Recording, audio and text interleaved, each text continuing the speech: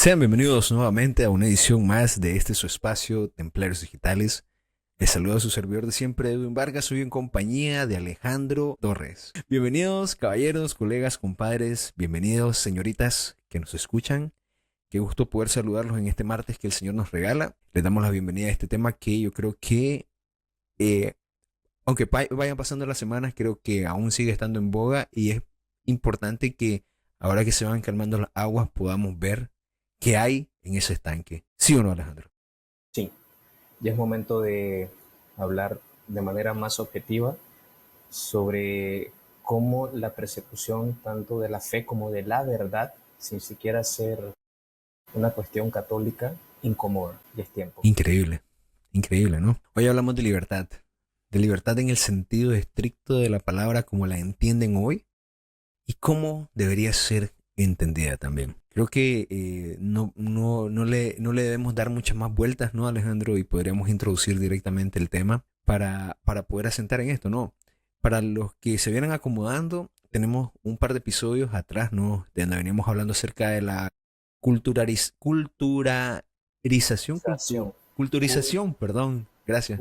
Culturización, sí. No, culturalización. culturización del Islam, ¿no? En ambientes occidentales y también un tema hablando directamente del asesinato de Charlie Kirk, que creo yo que sería bueno para dar contexto a este episodio. Así que una vez que terminen de escuchar esto, vayan a darse una vuelta en nuestra lista de reproducción. Pero es un tema que ha venido creciendo y está en boga. Y la verdad es que como hombres creo que nos compete tratarlo, ¿no? Vivimos en un tiempo, creo yo, donde la palabra libertad se ha prostituido. Esa es para mí la visión, ¿no? Hasta convertirse en un estandarte vacío. Cualquier cosa la puedes poner bajo la sombrilla de la libertad. Consignas en las calles, se dictan leyes, se reparten banderas y se multiplican los discursos, ¿no? Que exigen inclusión y respeto. O sea, ya la palabra libertad viene con inclusión y respeto y se transforma en un arma al final del día, donde el resultado son templos profanados, niños asesinados en plena misa y voces silenciadas por atreverse a decir lo obvio. A mí me llama mucho la atención y lo quiero colar acá, ¿no? Que Charlie Kirk fue asesinado con un disparo al cuello. Más simbólico no puede ser este asesinato. Una voz, ¿no? Y es que el debate sobre los derechos y la identidad se ha transformado en un conflicto ideológico donde la fe cristiana tradicional ahora es percibida no como un participante, sino como el vestigio de una hegemonía cultural que debe ser desmantelada, ¿no? La deconstrucción no solo del hombre, sino de la cultura occidental. Y esto es lo que me parece a mí que es lo que se vive a día de hoy. En un resumen, en una introducción, si lo pudiera decir, esto sería para mí. Para mí esto no es nuevo, solo que eh, estamos en tiempos donde lo que pasa en una parte del mundo se puede conocer en menos de 5 minutos en el mundo entero. Pero hay que saber, o sea, y por eso es el impacto masivo, ¿no? Porque si, por ejemplo, Charlie Kirk hubiera existido en 1945, o sea, ¿te imaginas cuánto hubiera demorado en conocerse la noticia de su asesinato? Quizás Sí, un mes en el mundo entero, quizás un mes, lo más, siendo realistas. Hoy en día, en 5 segundos, ya lo sabe todo el mundo, sobre todo en Twitter. Y eso hace que el impacto del miedo sea mayor. Ahora, ¿por qué digo que esto no es nuevo? Mencionaste el Islam. Ok, desde, por ejemplo, desde cuántos siglos estos musulmanes no quieren apoderarse de Europa. Hermano, desde que se fundó el Islam, o sea, intentan apoderarse, las guerras, las invasiones, ahora con la migración, etcétera. Y con Charlie Kirk, curiosamente, él había denunciado cuestiones que estaban pasando en Israel con Netanyahu. Se había metido con Epstein. Curiosamente, lo matan, lo matan. Pero a mí me parece más curioso que previo al asesinato de Kirk, intentaron matar a Trump. Que al un año menos, antes, un año eh, y 2 meses, 3 meses antes, más o menos. Sí. exacto. Y te preguntas, ¿por qué esto no pasó antes con otras figuras? Y mencionaste también la libertad prostituida. Yo la veo como un caballo de Troya hoy. Un caballo de Troya para decirle a la sociedad, van a esclavizarse de esto. ¿En qué sentido? No sé si te fijas, hay un factor común. Vamos a enumerar cuando se promovieron los anticonceptivos, allá por la década del 60, cuando empezó todo esto del lobby LGBT, las voces a las cuales incomodó Kirk, por ejemplo. ¿Qué tienen en común? Tienen en común que ellos ubicaron una necesidad y una causa justa, por decirlo así, que se puede denominar abusos, que se puede denominar discriminación, etcétera. Pero estas personas poderosas que detectaron eso tenían sus intereses, inyectaron dinero, dirigieron la causa a donde ellos querían y es donde la libertad se convierte en manipulación. Decime vos, por ejemplo, ¿qué homosexual al día de hoy se le ha resuelto su problema siendo parte del colectivo LGBT? Y muchos dirán que ahora son visibilizados, ¿no? Como si el hecho de que los vean sana las heridas, ¿no? Como el hecho de que les den leyes o algo así, ¿no? Les ayudan a sanar las heridas internas que llevan. Pero muchos ¿Sí? te dirán eso. Pues sí, pero ¿a quién le ha resuelto el problema? Y eso que es interesante, porque ellos dicen que si catalogas lo que ellos tienen como un problema, si vos decís que es un problema, ellos dicen me estás discriminando. Pero si esta persona estuviera 100% normal, necesitaría de un colectivo. ¿Me Sí, entiendes la paradoja? O sí, sea, no, es decir, tratar de convencer, ¿no? A toda una nación a través de la fuerza bruta, o del mundo entero, ¿no? De la propaganda, de los medios de comunicación a una sola voz, porque es un mensaje que no es fácil de digerir y hay que machacarlo, ¿no? Como quien le da comida a un bebé, porque se la machaca y así más fácil se la digiere, igual lo mismo. exacto. Y no tenemos que olvidar que la verdad incomoda.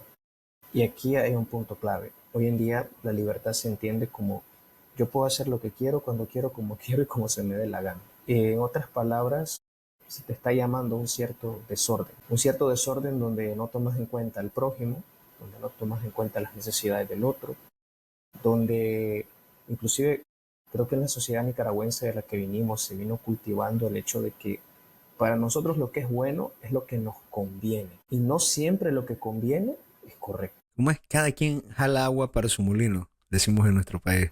Cada quien jala agua para su molino. Lo que pasó entre el 2018 y 2020 que no vamos a entrar en detalle.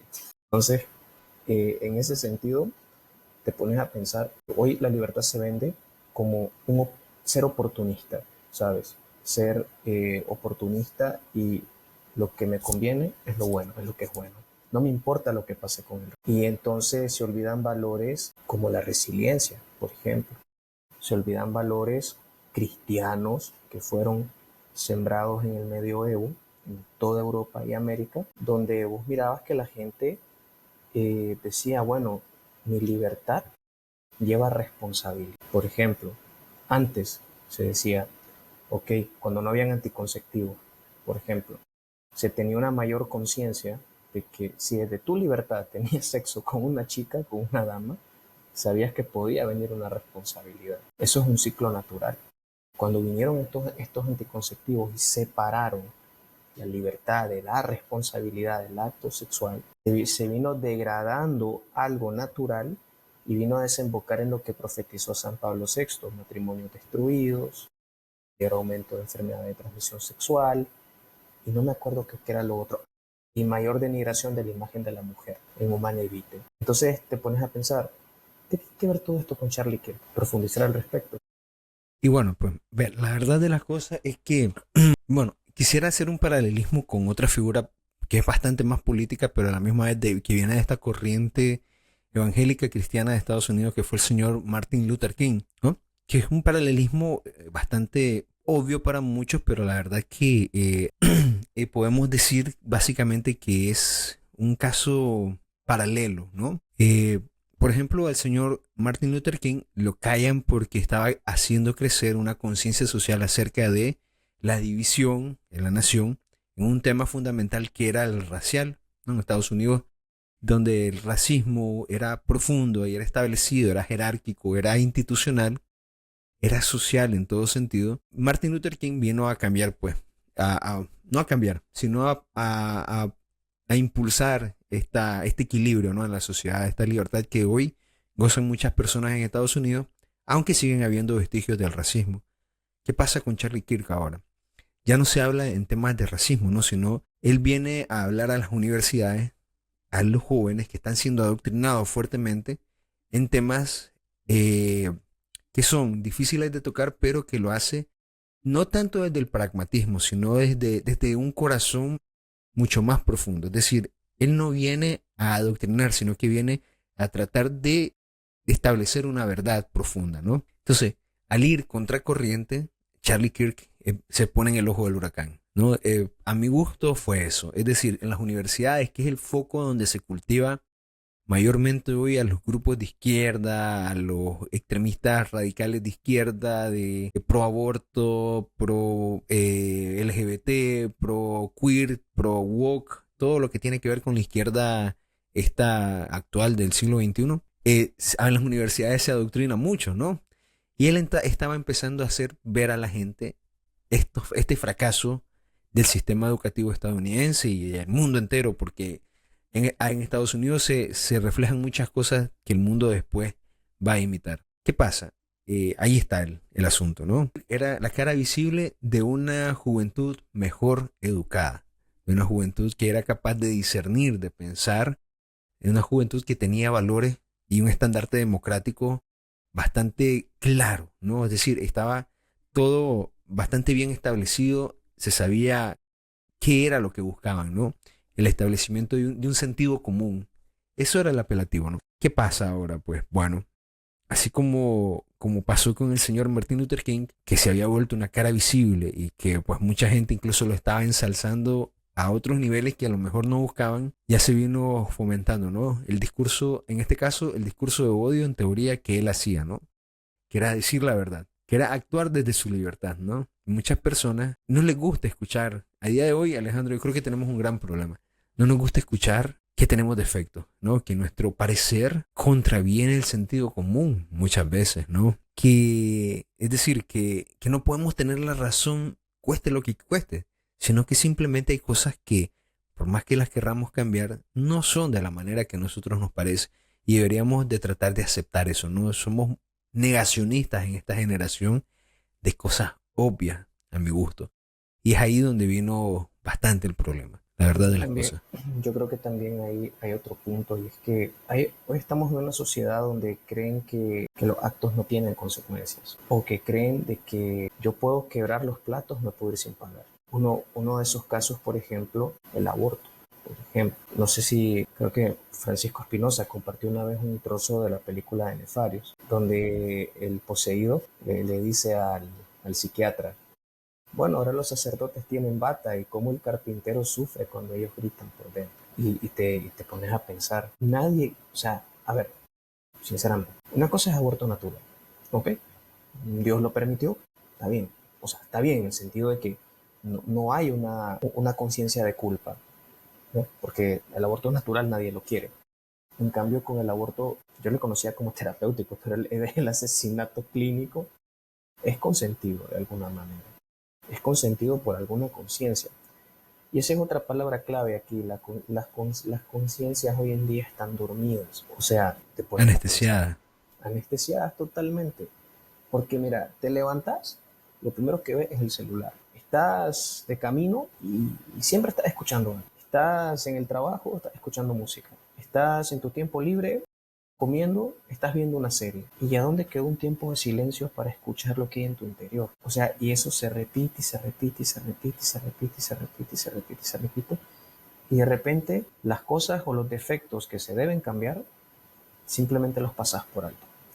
Lo digo en parte por experiencia personal. También, ¿por qué lo digo esto? Porque si bien ya tocamos el tema y lo vamos a seguir tocando, ¿no? El hecho del asesinato de Charlie, el tema de unos niños que vamos a ver más adelante, ¿qué pasa con eso? La conciencia se duerme y la mente se vuelve manipulable. Y entonces te pones a pensar, por ejemplo, antes de ayer o ayer hubo una marcha LGBT aquí en Curitiba. Y yo los miraba y me daba tristeza, ¿sabes por qué? Porque yo me quedaba pensando, ¿cuántas heridas están cargando estas personas? Traumas, abusos sexuales, abandonos, a lo mejor sus mamás tuvieron embarazos turbulentos. Algo tuvo que pasar para que estén donde estén ahorita. Y te pones a pensar, o sea que detrás de esa marcha, detrás de esas banderas, detrás de esas personas, hay otras personas aprovechándose de la vulnerabilidad de seres humanos para cumplir sus fines. O sea, da cólera, sinceramente da cólera. Y da cólera por una partida doble, uno por quien se aprovecha y dos por quien tiene la mente dormida. Pero si vas a decir algo, seguro en el peor de los casos vas a terminar como Charlie. Sí, no, es que pasa, ¿sabes qué pasa? Que a mi gusto hay una resistencia al cambio magnificada, ¿no? No, y sobre todo a esta generación no le gusta ser corregida. No tenemos la soberbia al mil, ¿no? El hecho de que creemos que por tener información somos sabios me da causa mucha gracia, ¿no? Porque tenemos, queremos justificar con la información que tenemos aquello en lo que creemos, ¿no? Queremos que estos datos se ajusten a nuestra realidad. Por ejemplo, esta generación ha cambiado el hecho de decir que el embrión no es humano, todo para justificar que no están matando a un humano en el vientre, ¿no? Cuando la biología de toda la vida te dice pues que el embrión de una especie es miembro de esa especie 100% y es en potencia la persona, pero sigue siendo persona. A lo largo de nuestra vida nosotros seguimos desarrollándonos. Tenemos un proceso de ya nacido de bebé a niño, de niño a adolescente, de adolescente a adulto, de adulto a un viejito, ¿no? A un anciano. Lo mismo, ¿no? Estamos en un transcurso evolutivo completamente durante todo el transcurso de nuestra vida. Y eso nos hace falta ver en lo obvio, ¿no? Y a la misma vez me parece también que queremos negar la realidad, ¿no? Porque cuando se presentan datos a estas personas, empiezan a hablar de cosas sin sentido, ¿no? Que son su parecer, su sentir, o tratan de repetir cosas que ellos mismos se repiten, ¿no? Entre ellos, ¿no? Tratando de convencer, como entran en un loop. Y me parece a mí que esto hay que combatirlo. O sea, a mí me parece que la tarea de día de hoy es esa, ¿no? Porque la realidad en la que vivimos es otra. Me gustaría dar un par de datos acá para ir estableciendo el tono de por qué nos preocupa este tema en particular, ¿no? Porque es un síntoma, este asesinato es un síntoma de una enfermedad mucho más grande. Es como cuando el cáncer se presenta, viste, en el escáner, pero te das cuenta que este cáncer que se encuentra es una metástasis de otra enfermedad mucho más profunda, que un cáncer escondido en otra parte, ¿no? Mira, el Family Research Council, una organización dedicada a promover los valores judeo-cristianos en Estados Unidos, ha sido de cerca incidentes contra personas creyentes desde 2018. Y hay unos hallazgos que me han dejado, Alejandro, o sea, pálido, blanco, ¿no? Mira, los incidentes anualmente desde 2018 han escalado dramáticamente de 50 y 55 en 2020. Escucha esto. 485 en 2023. En un par de años fueron más de 350 ataques extra de lo que se hace en un año, ¿no? Y se mantuvo alarmantemente alto con 415 incidentes reportados en 2024. Es decir, ya se quedó en el número en 400 o más ataques Exacto. por año. El total de actos de hostilidad contra iglesias estadounidenses rastreados por el FRC desde enero de 2018 asciende a 1.384 en un país donde hay una gran comunidad de cristianos de todas las ramas que se conocen, ¿no? Y donde la libertad de creencias y la libertad, o sea, en general del pueblo americano, es como un estandarte que todo el mundo no cuestiona, ¿no? Pero 1.384, pareciera que estuviéramos en Palestina, ¿no? Y te lo voy a distribuir así, mira. Vámonos con los del año pasado para no hacerlos muy largos, ¿no? De los 415 incidentes que hubieron el año pasado, 284 fueron vandalismo, es decir, 68% del total. ¿Cómo dirás si ocurren estos incidentes? ¿Cómo lo descubren? Marcha LGBT, el 8 de marzo, bueno, 1.000 manifestaciones que hacen Free Palestine, Pro Woke o aborto. Todos pasan, casualmente, todas estas recorridos pasan por iglesias, ¿no? Siempre tienen que bordear alguna iglesia. Entonces ahí No, está. no solo eso, en el peor de los casos quemarla.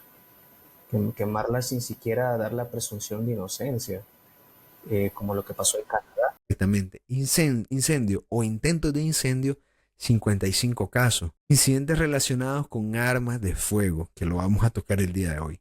28 casos, más del doble de los 12 casos registrados en 2023. Y también se han reportado en números más pequeños amenaza de bombas y otros actos hostiles del género. O sea, imagínense ustedes que en Estados Unidos o en cualquier país del mundo haya, a ver, 55 casos de intentos de quemar clínicas pro aborto, estaría el mundo en llamas allá afuera. Estaría la sociedad rasgándose las vestiduras, estaría la sociedad tirándose unos contra otros, quemando templos católicos, quemando templos evangélicos, estableciendo leyes terribles para las personas que se acerquen a las clínicas pro aborto, etcétera, ¿no? Es decir, no te podrías acercar a menos de 100 metros, a menos que fueras a abortar, por ejemplo, qué sé yo, ¿no?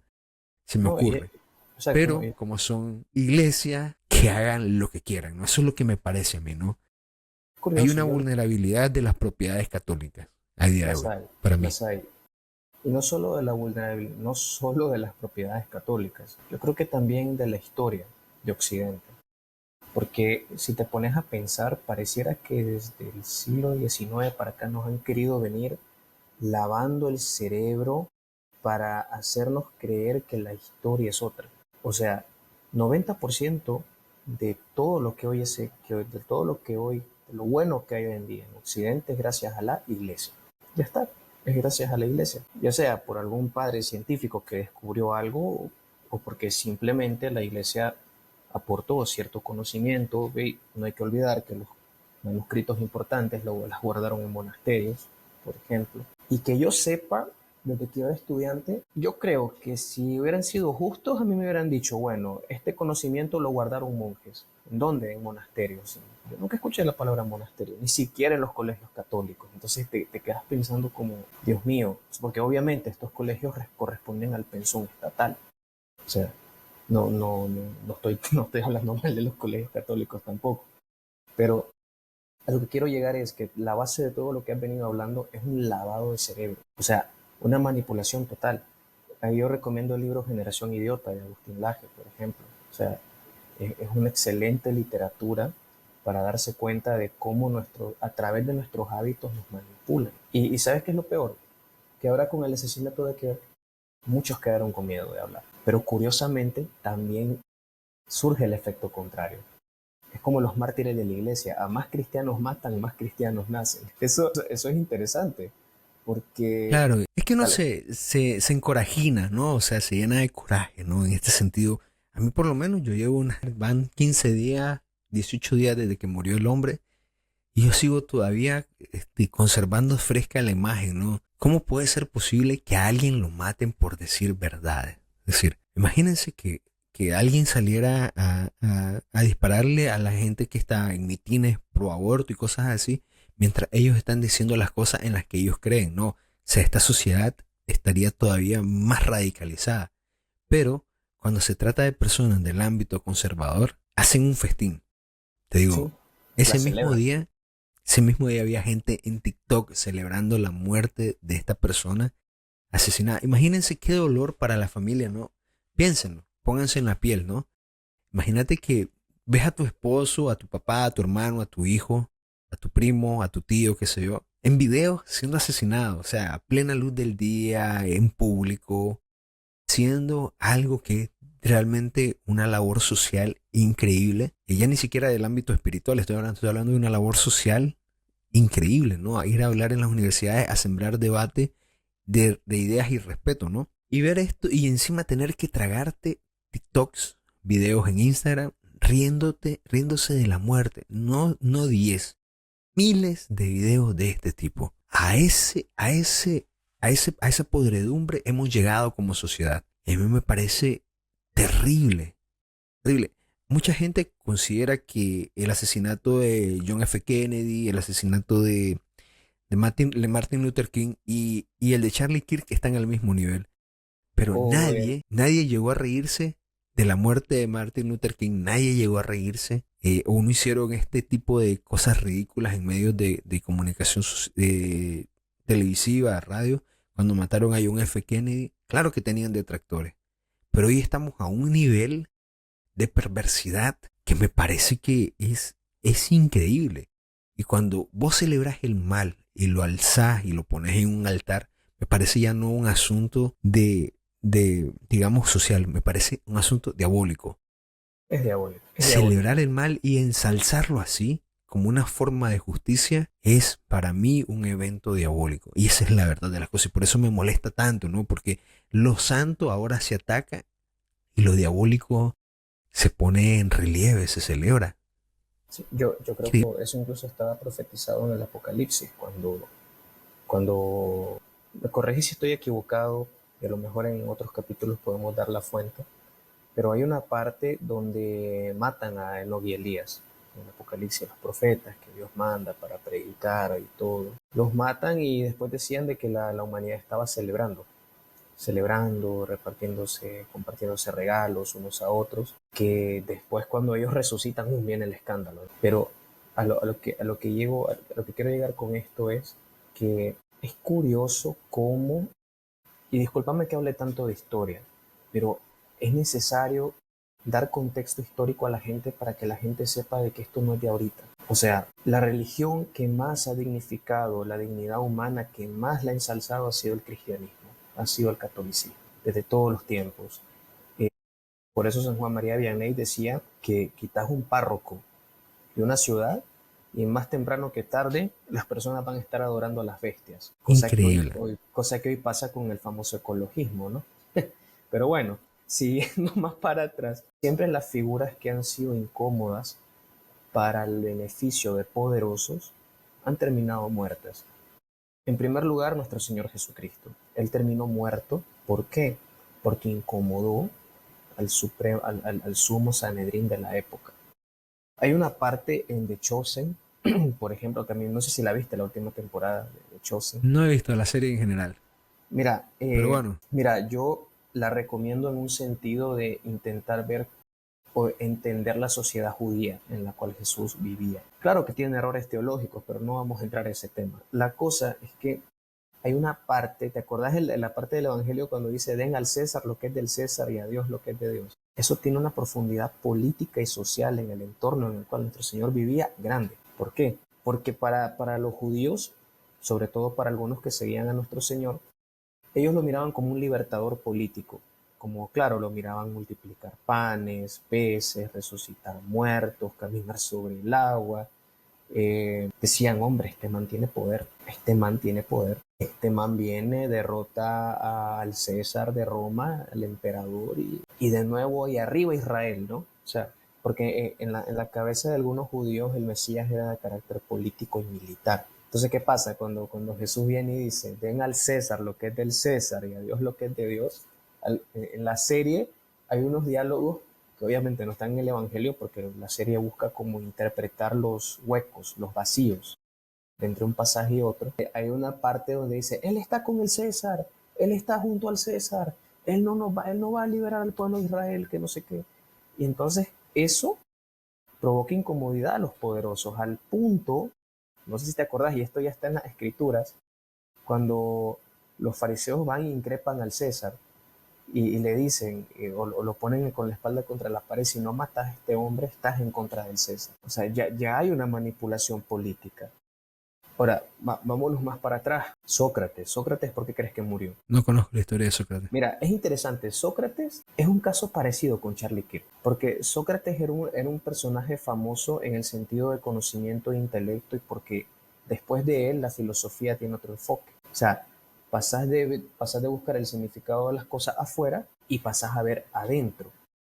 Pero ¿qué pasa? Sócrates en sus reflexiones, en sus cosas, él llegó a la conclusión de que es imposible que existan muchos dioses, de que es imposible de que exista un Olimpo.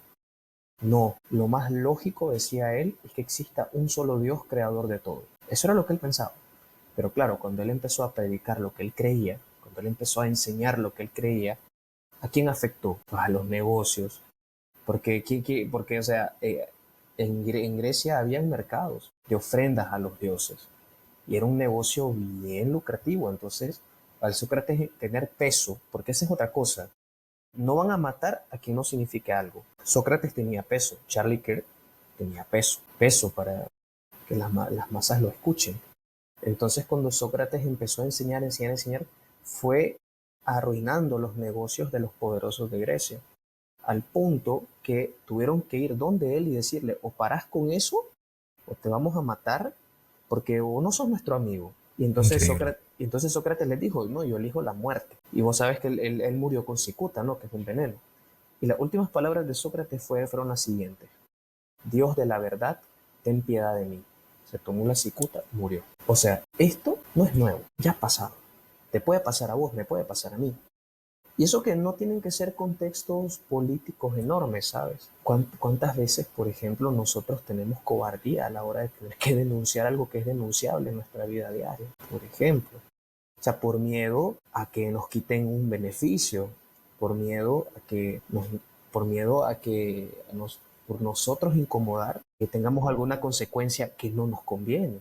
Ojo con la palabra, que no nos conviene. Entonces, O entrar en conflicto con personas y defender ideas, o sea, ¿me entendés? Es que y requiere salirse del sillón, del molde, ¿no? requiere. Quiere eso. Sí, incluso dentro de la misma iglesia, hermano, por ejemplo, a cuántos problemas no nos habíamos metido en la comunidad, por ejemplo, cuando mirábamos cosas que no eran adecuadas, o cuando nosotros hacíamos cosas que no eran adecuadas y nos decían las verdades en la cara, por ejemplo. O sea, Sí, pero daban la ganas de... realidad es que Sí, sí, pero es que la realidad es que tiene que ser así. No se puede mejorar si no está ese parámetro de la corrección, ¿no? De saber hacia dónde voy. Entonces, a mí me parece que a día de hoy decir una verdad es incómodo. Es incómodo porque requiere, las personas no les gusta escuchar más que los pensamientos que tienen, ¿no? Creo yo que sufrimos de ese síndrome del protagonista, ¿no? Porque cada quien puede escribir lo que quiera, las redes sociales aguantan lo que sea, un comentario aguanta lo que vos querrás poner, ¿no? Y cada quien tiene ese pensamiento de tener razón en todo lo que escribe, porque lo piensa, ¿no? Y llegan al punto de creer que todas las opiniones son igual de válidas, cuando no es cierto.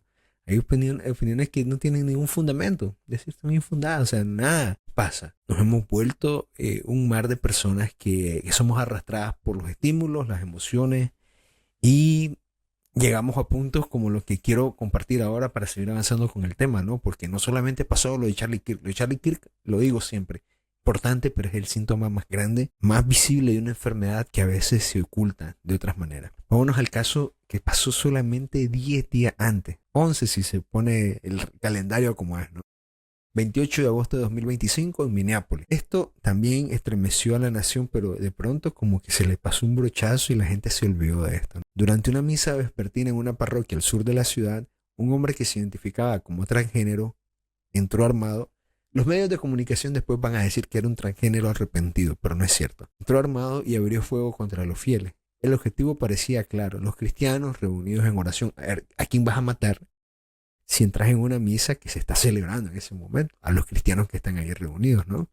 sí, Entre las víctimas, varios niños que participaban en la liturgia, pequeños que no hacían política, que no estaban en debate ideológico, que no estaban en marchas ni en protestas, solo estaban rezando. Y quiero que me dejes un par de minutitos, porque cualquiera va a decir que este es un evento aislado. Pero resulta que no. Tengo aquí un precedente. Escuchen bien, Bill. Covenant School en 2023. La fecha, el 27 de marzo de 2023, un hombre que se identificaba como Aiden cuando era hombre, o cuando se identificaba como hombre a sí mismo, y Audrey cuando empezó a hacer este cambio en su cuerpo, tenía 28 años y era ex estudiante de la Policía Metropolitana de Nashville, que era alguien con entrenamiento en armas. Se identificó como trans y usaba pronombres masculinos. Es decir, imagínense, ¿no? Esta confusión. Mató a 3 niños de 9 años y 3 adultos en la misma escuela donde él había estudiado. Una escuela parroquial presbiteriana, otro lugar donde seguidores cristianos se reúnen. La selección del objetivo no fue aleatoria. Miren esto, aunque la policía metropolitana de Nashville concluyó en abril de 2025 que la motivación principal de esta persona era la notoriedad y la atención mediática, otra fuente y los primeros comentarios del jefe de policía sugirieron una animosa específica contra la institución. Es decir, en aquel momento este señor, el jefe John Drake, señaló que el atacante tenía cierto resentimiento por haber tenido que ir a esa escuela. Además, el ataque fue catalogado por algunos como motivado en parte por el sentimiento anticristiano. Esta persona había planeado la ruta del tiroteo y tenía escritos que detallaban el plan. Imagínense esto. Hay personas, porque esto, a ver, no nace de la nada. Hay personas que se inspiran o se motivan unos a otros a ir haciendo este tipo de operaciones, ¿no? No puede ser que de pronto los trans están yendo a las escuelas así, aislados, o sea, como que alguien le susurró al oído a uno y después al otro, no, sin darse cuenta. No, esos son eventos aislados, pero resulta que no. Yo estoy bastante seguro de que hay una motivación detrás de todo esto, ¿no? Se lo voy a poner de otra manera para que vean lo poco creíble que sea el caso aislado. Para darte la palabra, Alejandro, aunque los individuos transgéneros o que se llaman no binarios, ¿no? Representan menos del 1% de la población en Estados Unidos, y los crímenes de odio, a ver, escuchen esto, basados en identidad de género representan solo el 3% de los crímenes. La presencia de este perfil en crímenes de alto impacto como en Nashville es suficiente para darse cuenta de que existe. Es decir, imagínense, ¿no?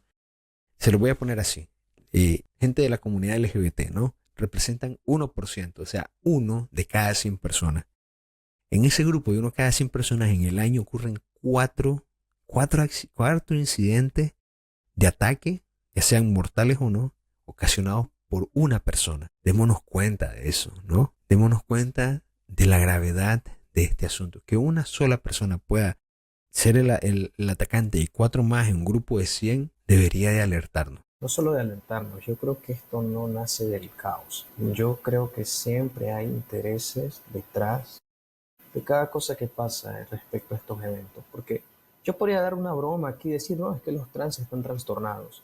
Yo podría decir eso, pero no. O sea, te pones a pensar, ¿vos crees que ese man que mató a los niños tal vez no hubo alguna recompensa económica? ¿O vos crees o, hombre, a ver, el que quiso matar a Trump no había participado en un comercial de BlackRock días antes?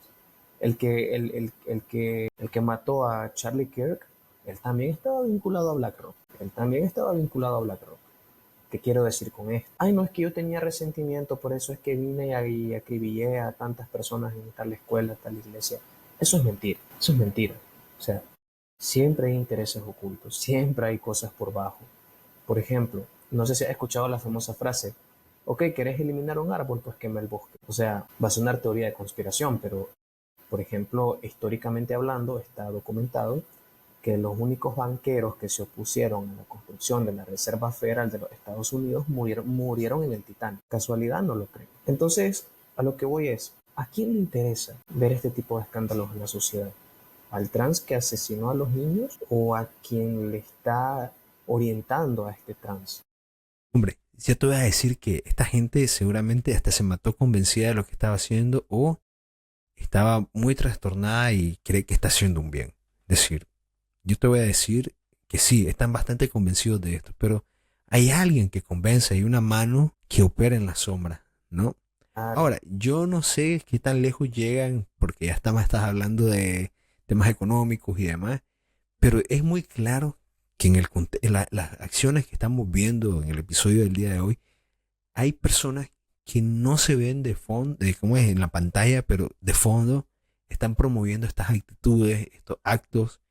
Hay todo un gremio que se motiva a sí mismo y lo motivan desde fuera también para actuar como actúan. Cuando, por ejemplo, se dio el asunto de este señor al que la policía asesinó prácticamente de manera fría, porque así fue, que provocó todo lo de Black Lives Matter, prácticamente quemaron la ciudad de Los Ángeles, me acuerdo, y otras ciudades de Estados Unidos, una protesta increíble, ¿no? Pero ahora matan a otra persona que, viste, que no tiene nada que ver con ellos y el país no se paralizó, y una persona pública, publicísima, una persona que tiene un gran bagaje, una persona que tiene muchos seguidores también, que ha ganado una reputación y que al su funeral fueron más de 300.000 personas, es decir, así, y millones lo siguieron por todas las transmisiones que hubo, oficiales o no oficiales, y el país siguió operando, ¿no? Entonces ahí te das cuenta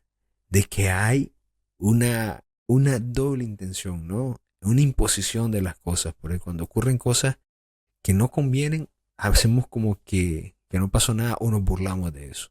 A Claro, mí es lo que me parece. Como es bueno, el caso del señor Jimmy Kimmel. ¿Vos te diste cuenta de lo que pasó con Jimmy Kimmel? no, ¿qué ¿No? pasó? Contame. Jimmy Kimmel tenía un programa que, si no recuerdo mal, era Saturday Night Live. Si me equivoco, me corrigen, ¿no? Que tenía más de 20 años en televisión. El fin de semana siguiente a la muerte de Charlie Kirk, básicamente hizo burla, apología del merecimiento de la muerte de este asesinato y como justificación en vivo en su programa, ¿no? El presentador sugirió que los seguidores de Charlie Kirk intentaban tener crédito político de la muerte y que estaban desesperadamente, esto lo estoy citando de lo que él dijo, desesperadamente tratando de caracterizar a este chico que asesinó a Charlie Kirk como algo distinto a uno de ellos. Es decir, básicamente está diciendo que todos los que son seguidores de Charlie Kirk son asesinos, como esta persona, ¿no? Está bajando al lodo a personas que no tienen nada que ver, ¿no? Y aunque esta persona se disculpó después, perdió su trabajo y todo lo demás, gracias a Dios, diría yo. Pero ¿qué pasa? Que hemos llegado a tener impunidad pública, o a buscarla, o a quererla, o a asumirla, ¿no? De que podemos decir cualquier cosa y creemos que lo que sale de nuestra boca es una joya, que es una verdad solo porque yo lo pienso o lo creo, y que nadie puede decirme nada, que no hay consecuencias de lo que yo digo, porque es simplemente lo que decía, una verdad, una libertad prostituida, que se vende o se acomoda al mejor postor. En mi caso, yo, lo que yo creo. Y van a venir a decirnos, no, ya los veo en los comentarios en TikTok, no, pero es que vos pensás de una manera y quienes no piensan de vos y vos tenés que respetar a los que piensan de otra manera. No, yo no puedo respetar ideas que van cultivando la muerte. Y no por eso irrespeto a las personas, pero yo Mira, combato estas ideas.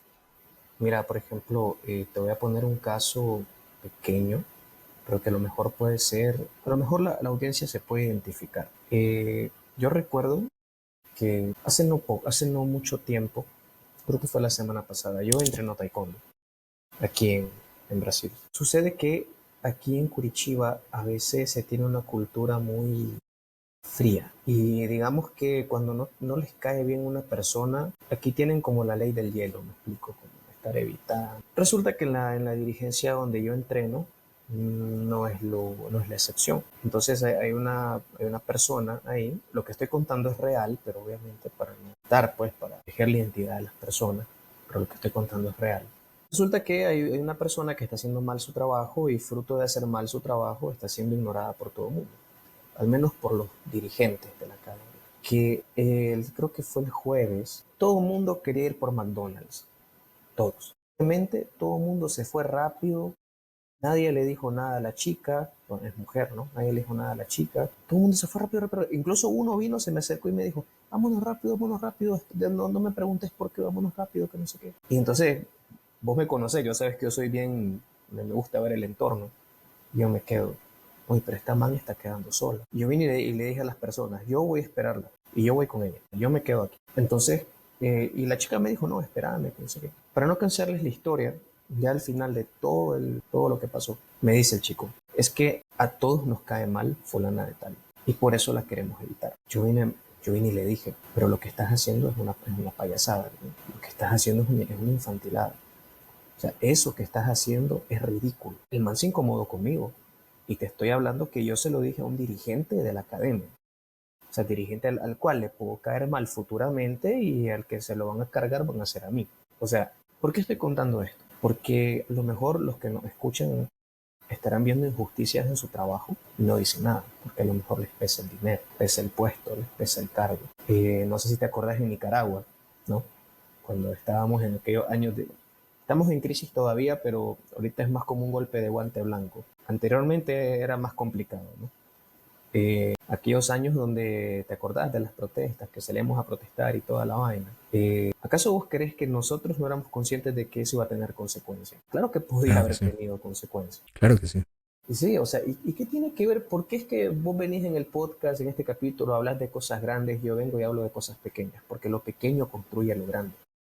La indiferencia en lo pequeño hace que se den este tipo de situaciones, por ejemplo. Y me parece curioso cómo, digámoslo así, se necesitó de que uno que tenía la atención suficiente del público tuviera que burlarse para intentarle cambiarle la mente a las personas. Porque quiere decir que habían otros detrás de la cortina que eran conscientes del impacto que generó la muerte de este hombre. Y viene la pregunta interesante, ¿no? Y cuando te toque a ti, cuando me toque a mí, o sea, ¿qué va a pasar? Exactamente, ¿no? ¿Vas a poner el pecho o te vas a esconder debajo de la mesa? ¿Cuál de las dos?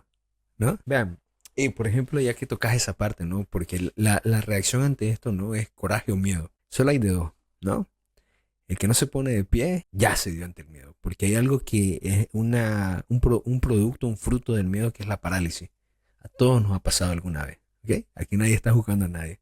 Yo el primero me he pasado algunas veces, ¿no? ¿Y qué pasa con nosotros los hombres? Ya hablando en el tema más cercano a los hombres. El varón empieza a pensar que lo más seguro es callarse, a esconderse, a hacerse invisible, ¿no? Pero esto no solamente pasa con este asunto de hablar de las cosas, ¿no? Sino de tomar responsabilidades, ¿no? El ghosting. Expertos somos los hombres en hacer ghosting a las mujeres, en desaparecérnoslo, en evitar las responsabilidades también, en el embarazo. Huimos, salimos corriendo, muchos de nosotros cobardemente, ¿no? Entonces, este miedo patológico es una parálisis, ¿no? Al querer evadir una realidad que se nos presenta. Ahorita estamos en este caso hablando de una realidad donde la verdad debe ser mantenida. No solamente es que tiene que anunciarse, tiene que ser mantenida, también protegida. Y hay dos bandos, ¿no? En la psicología se conoce como respuesta de evitación.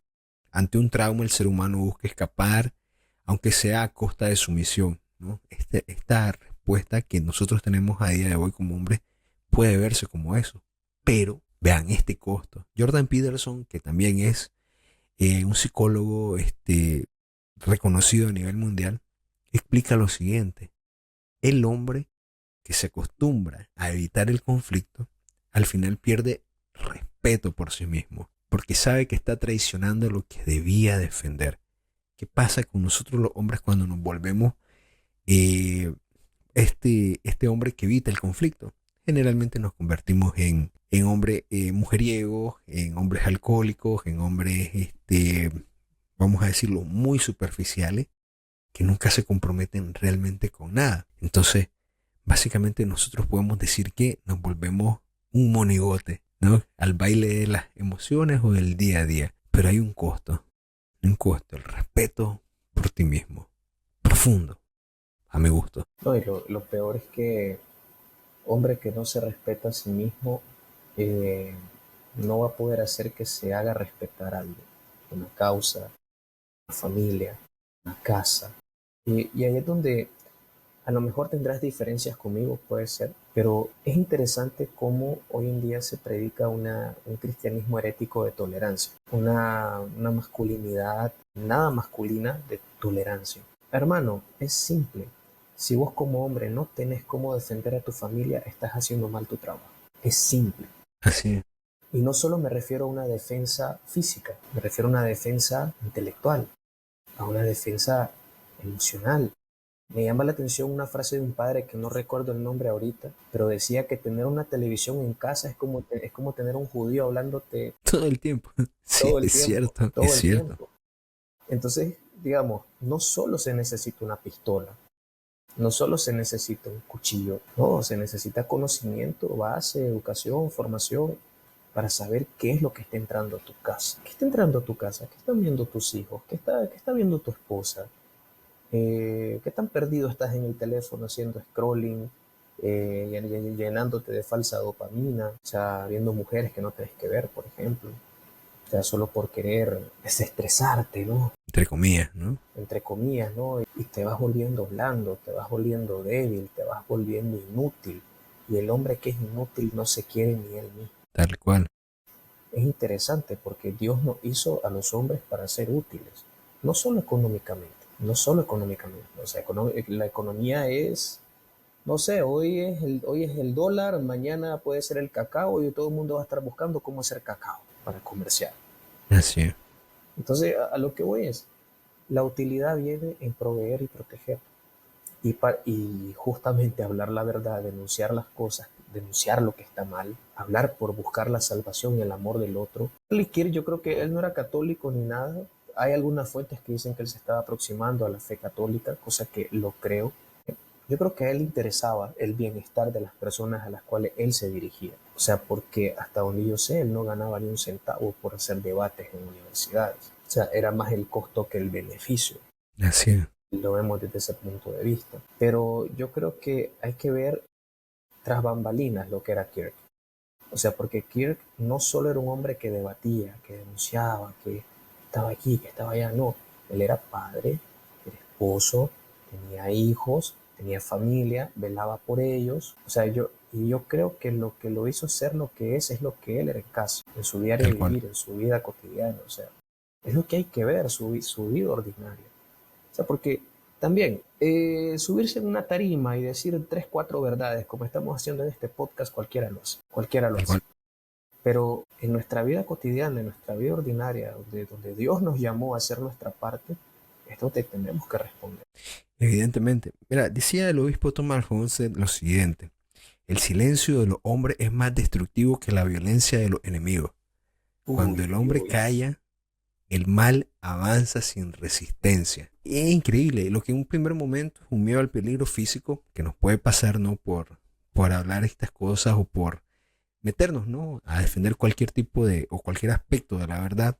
Se traduce en una autocensura que nos podemos decir una autocensura cultural, ¿no? Les decía vos, ¿no? O sea, en la casa es donde es más necesario, ¿no? Esto. Y es donde a veces nos callamos nosotros los hombres, ¿no? O en el trabajo también. Por ejemplo, no hablar de fe en el trabajo. ¿Qué no hablar de fe en el trabajo? ¿Por qué Es no decir, hablando en el gimnasio de fe? no te da vergüenza hablar de la chavala que metiste a tu habitación y le destruiste su vida. No te da vergüenza hablar de cómo te quedas tirado en el piso después de una borrachera, vomitado.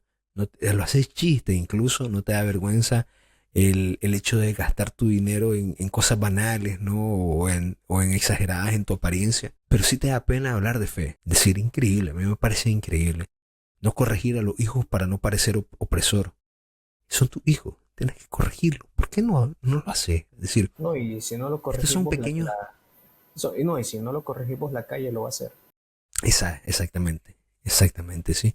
O por ejemplo, no responder en público burlas contra la iglesia para no ser señalado, ¿no? No, echamos la cabeza cuando no debemos de hacerlo, ¿no?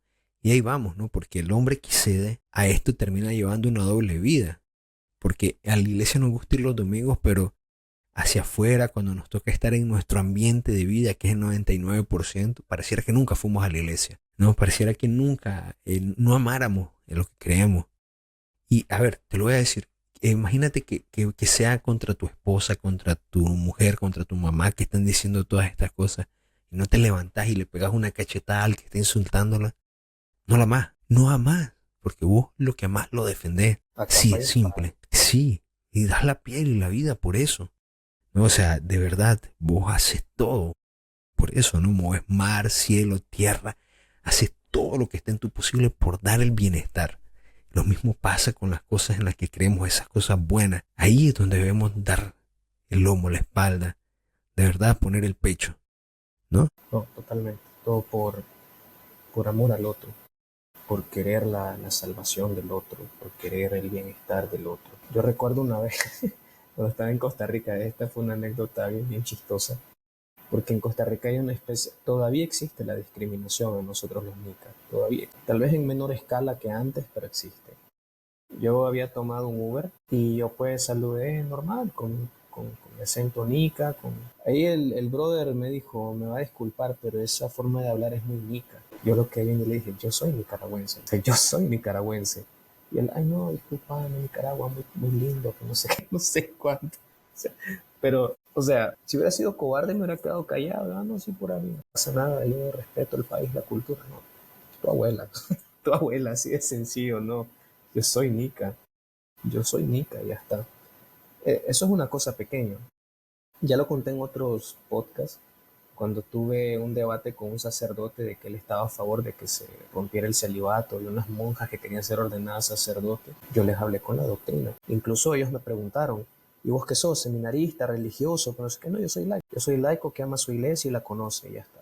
O sea, entonces a lo que quiero llegar es, seguramente le cae mal al cura, tal vez, seguramente le cae mal a las hermanas, tal vez, pero sí quiero el bienestar de ellos, sí quiero la salvación de ellos, sí quiero que mi patria se respete. O sea, y te quedas pensando, o sea, hasta qué punto las personas llegan solo por miedo a perder los bienes materiales. Tal vez por eso, Edwin, en el Evangelio, nuestro Señor dice, bueno, por esto y por más cosas, ¿no? Qué difícil es para un rico entrar en el reino de los cielos.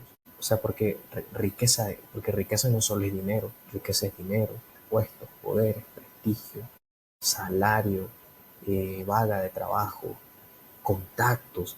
Una vez estaba leyendo Todos los caminos llevan a Roma, de Scott Hahn, librazo, por cierto. Y él viene y él estudió, bíblicamente hablando, él estudió el tema de la alianza. Y el tema de la alianza, siendo presbiteriano, lo llevó a ser católico.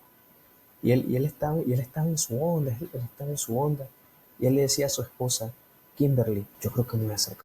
Es que una cosa lleva a la otra, todo encaja, todo cuadra, no creo que yo esté loco, o sea, y te digo, ese man cuenta en su libro que él perdió amistades por ser católico, que él perdió amistades por ser auténtico, que él estaba dispuesto incluso a que si su esposa pedía el divorcio, porque entre los protestantes existe el divorcio, él lo iba a aceptar. O sea, pero él estaba firme en sus convicciones. Y al punto que, y esto lo narra en el capítulo 7, 8 del libro, que un amigo de él lo contactó, se llama Bill, y oí lo que pasó.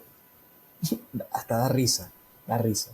Bill le dijo, Scott, quiero pedirte disculpas, porque yo le aconsejé a tu esposa el divorcio, que se divorcie, que se divorciara de ti, que te quiero pedir disculpas. Y obviamente este man le dejó de hablar hace ya un tiempo, ¿no? Pero también te quiero pedir disculpas por otras cosas. ¿Qué le dice? Que quiero que me ayudes porque me quiero hacer católico. Imagínate, un testimonio que arrastra. Imagínate, un hombre que fue capaz de seguir su convicción, encontrar y buscar la verdad, buscar y encontrar la verdad, perdón. Imagínate, o sea, qué gran ejemplo, ¿no? Me Sí, parece inspirador. sí.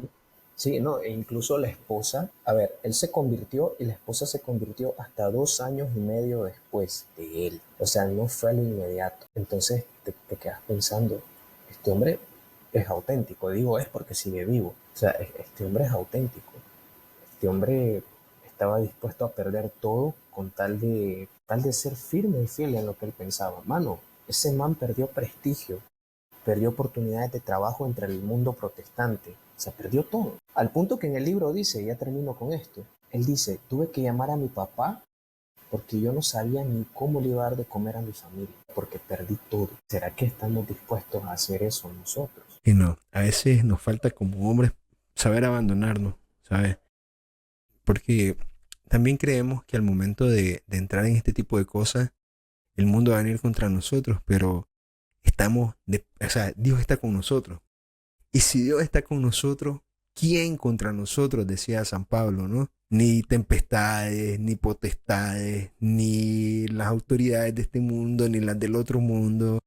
Nadie, ¿no? O sea, nadie me podrá separar del amor de Dios. Yo creo que ahí es donde está gran parte de lo que debemos buscar nosotros a día de hoy. Sabernos protegidos por este amor que va a sanar y consolar al mundo también. Porque somos baluarte de esa verdad. Somos los que llevamos el mensaje. Somos, diría San Luis de Montfort, flecha incendiaria, espada que corta y que traspasa. No, somos llamados a ser testigos y discípulos de una verdad que nos sobrepasa, pero que se refleja en nosotros y en nuestra vida.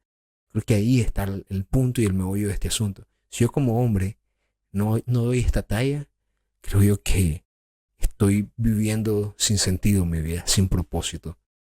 Y ahí es donde debemos buscar nosotros, creo yo, Alejandro.